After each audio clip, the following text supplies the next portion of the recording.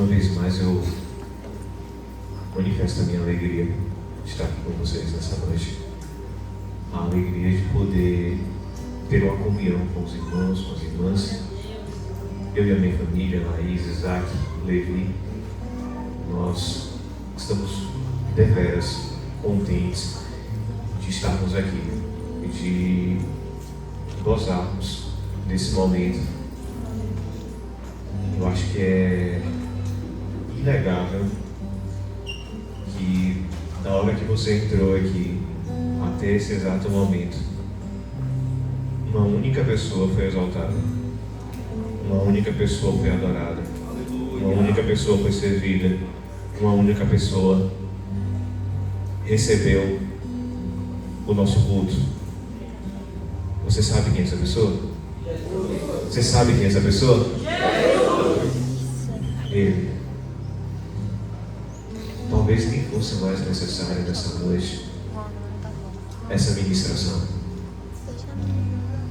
Nessa noite, eu e você já tivemos provas suficientes para saber que só há um que pode nos resgatar do pecado, que há um único que nos amou a ponto de entregar a sua própria vida para que eu e você pudéssemos ser libertos da condenação do pecado. Mas ainda assim aprove o Senhor a sua palavra. E eu quero uma vez mais agradecer ao irmão Enos Filho, à irmã Laura, a sua família, pelo convite, a Juvep, amém? Estou até na mesma fala com vocês, para vocês perceberem que a gente está no mesmo elo de amor, amém? Muito obrigado pelo carinho, eu e Laís recebemos esse mimo de vocês, fico muito contente e quero que vocês saibam, estou tão alegre com vocês, tão feliz. Acho que poucas vezes eu presenciei uma juventude tão comprometida com Cristo quanto vocês.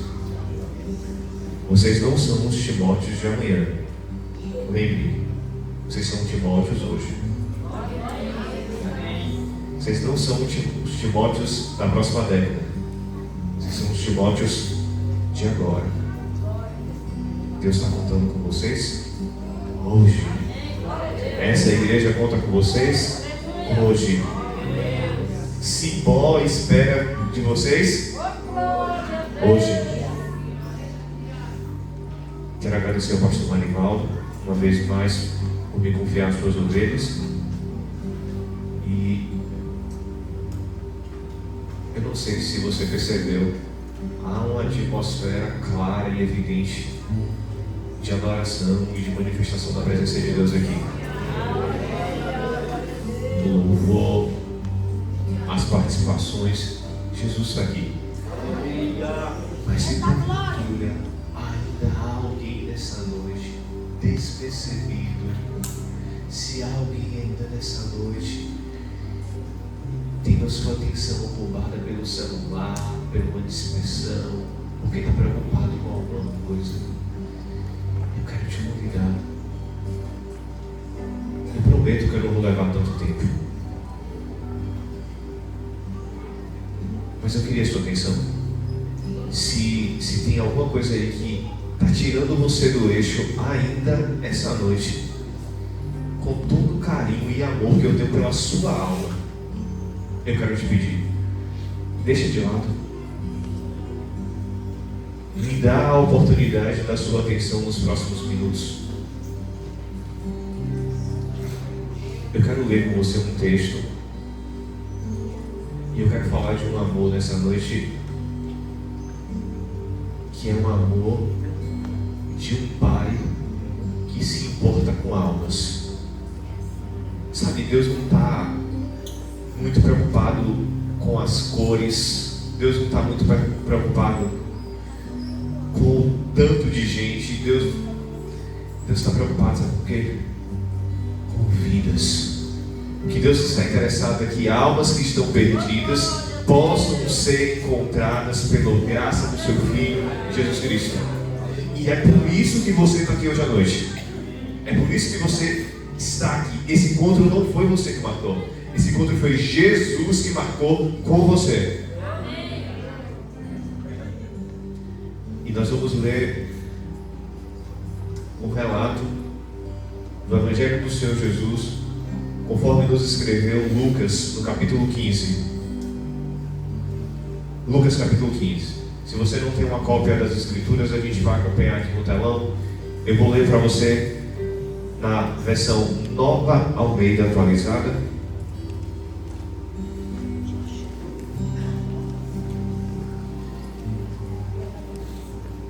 Eu quero te pedir que você acompanhe atentamente essa leitura.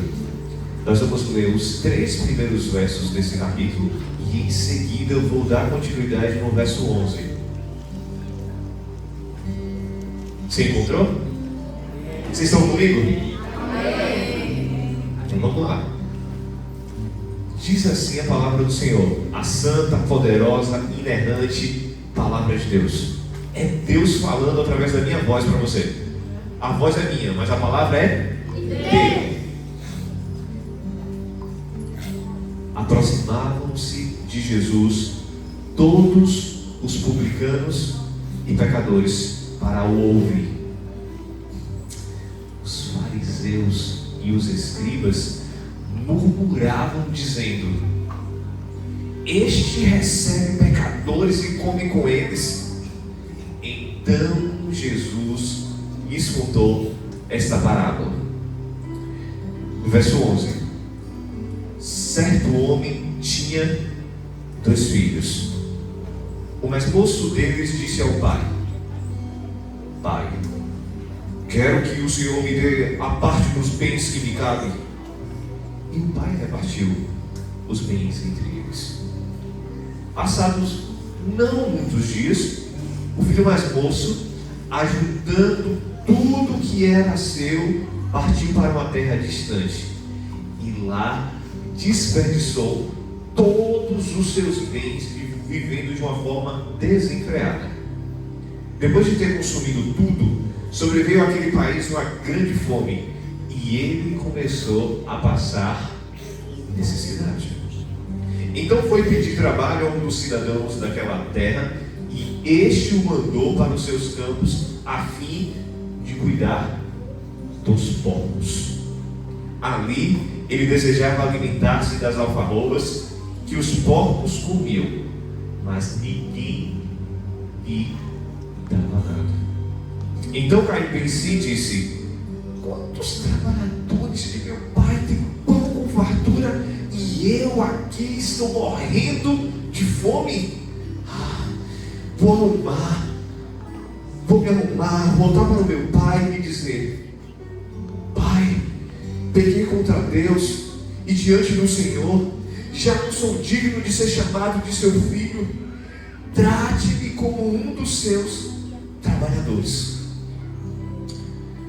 E arrumando-se foi para o seu pai e vinha ele ainda longe.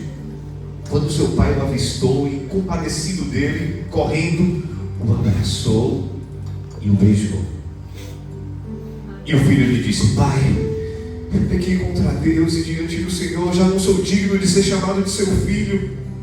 O pai, porém, disse aos servos: tragam depressa a melhor roupa e vistam nele, ponham um anel no dedo dele e sandália nos pés, tragam e matem o bezerro gordo. Vamos comer e festejar, porque este meu filho estava morto e reviveu, estava perdido e foi achado. E começaram a festejar. Ora, o filho mais velho estava no campo, e quando voltava, ao aproximar-se da casa, ouviu a música e as danças. Chamou um dos empregados e perguntou o que era aquilo. E ele informou: o seu irmão voltou, e por tê-lo recuperado com saúde, o seu pai mandou matar o bezerro gordo. O filho mais velho se indignou e não queria entrar. Saindo, porém, o pai procurava convencê-lo a entrar. Mas ele respondeu ao seu pai: faz tantos anos que sirvo o Senhor e nunca transgredi um mandamento seu, mas o Senhor nunca me deu um cabrito sequer para fazer uma festa com os meus amigos.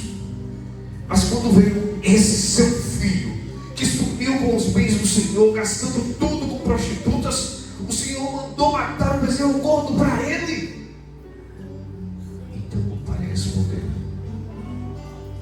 meu filho, você está sempre comigo. Tudo que eu tenho é seu. Mas era preciso festejar e alegrar-se, porque este seu irmão estava morto e reviveu.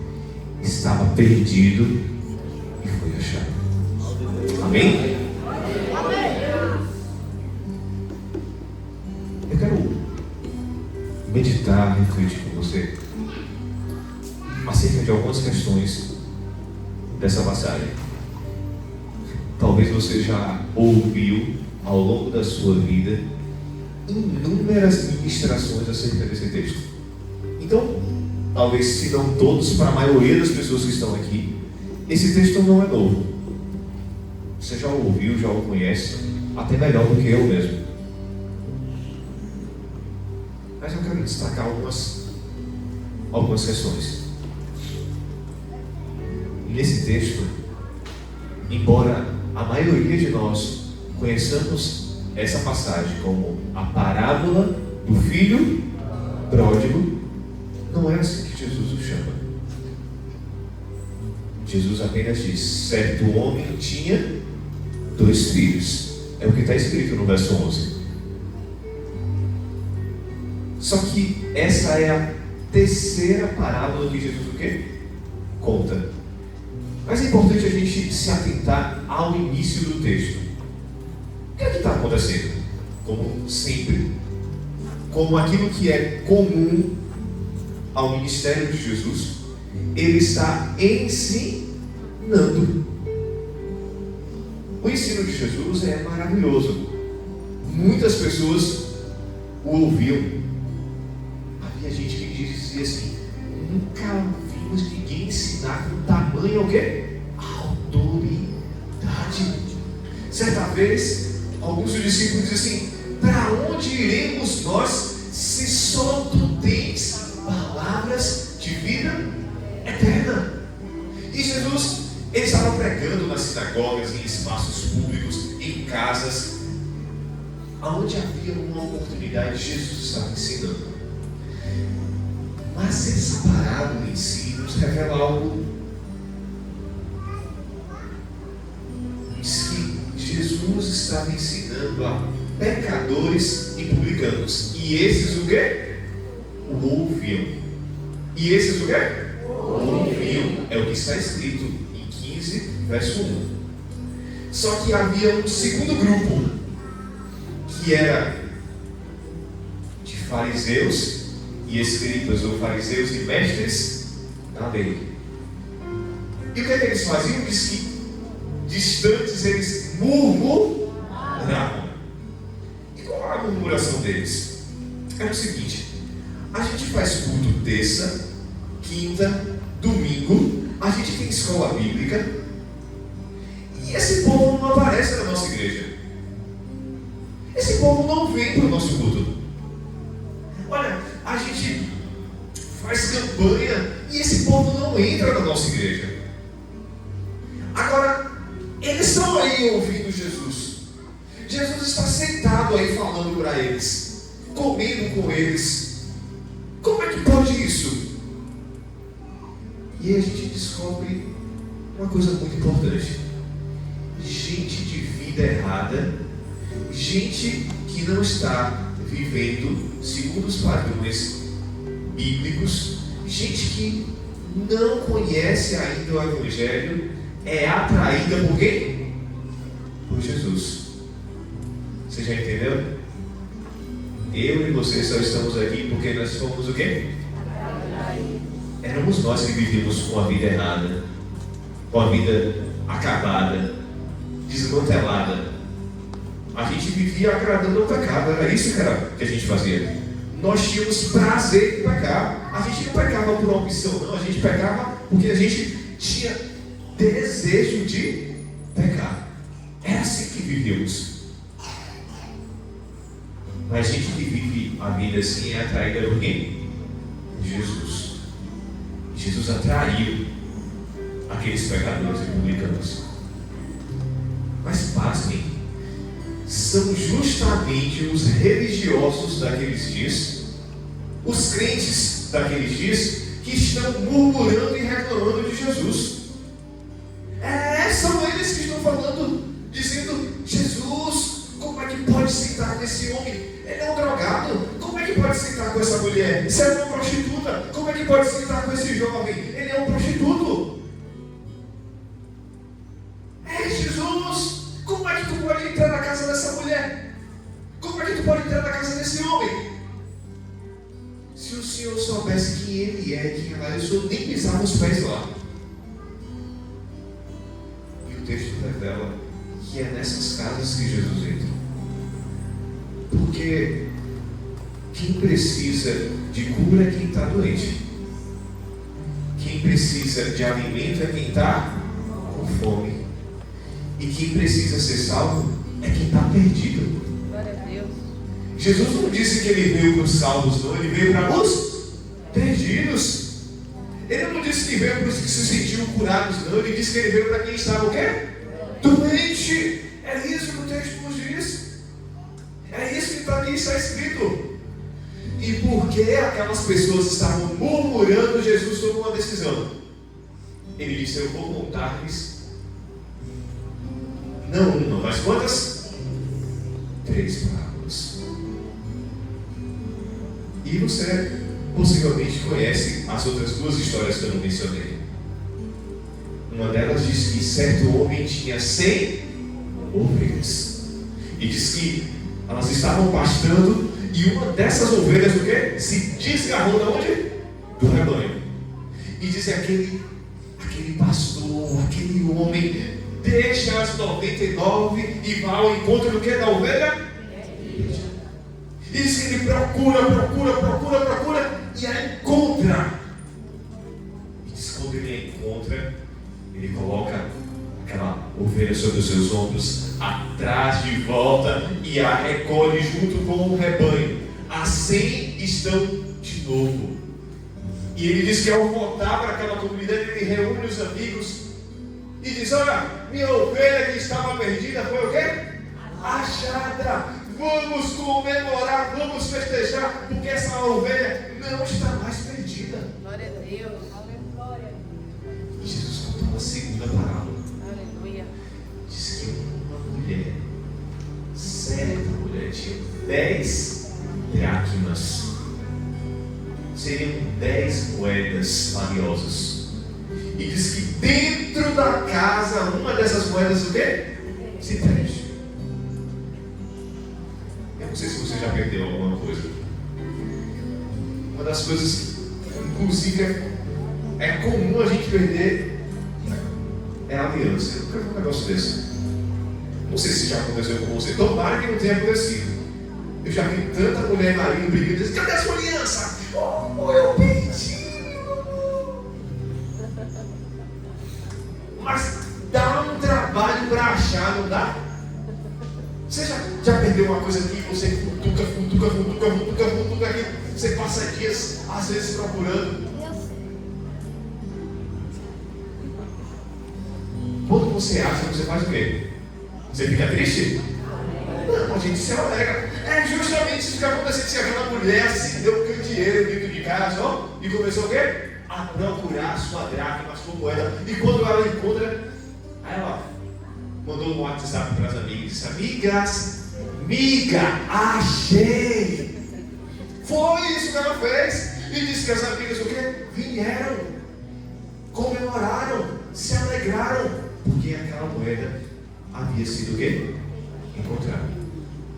Depois de encontrar essas 2 histórias, Jesus conta a terceira. E ele começa dizendo: certo homem tinha o quê? 2 filhos. Então a primeira coisa que eu quero destacar aqui é o seguinte: Jesus está dizendo o seguinte para nós: olha, esse pai está nos revelando um problema aqui. Diferentemente do que muitas vezes nós pensamos, ele está contando-nos uma história onde havia um perdido onde? Fora, e um perdido onde? Dentro. Deixa eu te explicar melhor. Parece que as pessoas hoje acham que só há 2 maneiras de se aproximar de Deus. Olha bem para o que eu vou te dizer. Há um grupo de pessoas que acham que eu ser uma pessoa boa é eu quebrar as regras. Eu fazer o que eu quero, o que eu acho que está certo. Ninguém manda em mim, ninguém é meu Deus. É basicamente o lema das pessoas. Ah, eu quero ir para a festa, eu vou para a festa mesmo, que ninguém manda em mim. Ah, eu vou curtir mesmo, porque eu estou curtindo, porque a vida é curta. E eu quero viver os meus dias da melhor maneira. E tem gente que acha que é essa forma que é a mais adequada de viver. Essa é a forma que ela acha que vai tirar ela daquela situação. E muitas vezes de um abandono, de um sofrimento, ela ser fiel a si mesma. E numa outra ala existe um outro grupo. O grupo do que dizem o seguinte: se eu realmente fizer tudo certinho, se eu não descumprir nenhum dos mandamentos, se eu realmente viver isso aqui, ipsiliter, Deus está me devendo a minha bênção. Deus está me devendo a minha salvação. Deus é obrigado a mim a o quê? A me abençoar. Ele é obrigado a fazer aquilo que eu tanto espero, o milagre que eu tanto espero. Então, aqui nessa história, Jesus está contando e nos apresentando 2 grupos. Aquele grupo de pecadores e publicanos está representado pelo filho mais novo, que é o que chuta o pau da barraca e vai o quê? Cai fora. E o filho mais velho, ele está representando os fariseus e o quê? E escribas, que ficaram, mas só faziam o quê? Murmur. Vocês estão comigo? Sim. Até aí vocês entenderam? Sim. Posso prosseguir? Sim. Sem dúvidas? Sim. Então vamos lá. Então, vamos nos concentrar na primeira parte dessa história. O que acontece ali? Olha, o filho mais novo, ele deveria estar cansado, né? Ele disse: ó, pai, sabe de uma? Eu quero curtir a vida. Então, passa para cá logo a minha parte da herança. É isso que está escrito ali.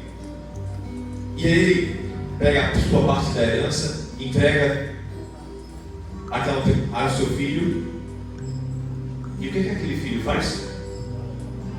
Ele disse que depois de alguns dias ele disse: pai, eu quero o quê? Quero ir embora. Eu vou para uma cidade bem longe. Ele vai lá, pega aquele dinheiro, vai para aquela cidade. Ele começa naquela cidade a se envolver em tantas coisas. O que é nos relatado aqui diz que ele foi para as festas, ele começou a gastar esse dinheiro com prostitutas. E como tudo aquilo que a gente começa a gastar e não repõe, uma hora o quê? Resumindo, a conta bancária dele, uma hora o quê? Zerou. Era só colocando o cartão e fazendo o quê? O Pix. Uma hora ele foi fazer o Pix e não tinha o quê? Mais saldo. É exatamente isso que aconteceu. Deu lá, ó, pagamento não autorizado. Nunca aconteceu isso com você, eu sei, fica tranquilo. Pagamento não autorizado. Foi isso, a conta estava o quê? Zerada. E aí, quando aconteceu isso, deu um estalo nele.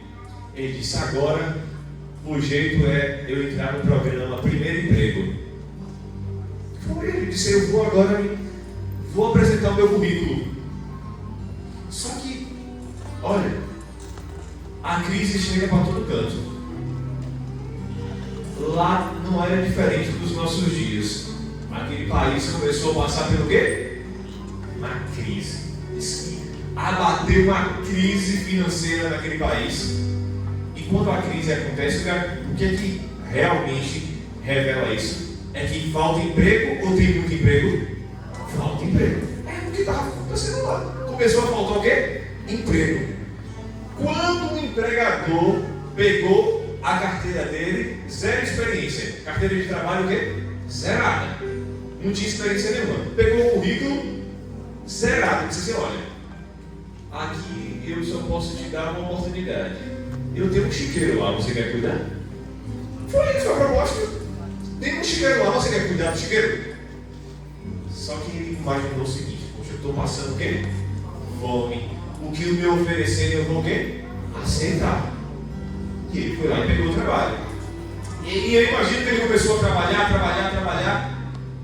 Em algum momento ele parou e o quê? Pensou. Da onde eu estava, para onde eu... Você já viu gente assim? Gente que viveu no ambiente da fé, que gozou das bênçãos de Deus, que experimentou momentos felizes na presença do Pai, mas um dia decidiu botar o pé aonde? Lá?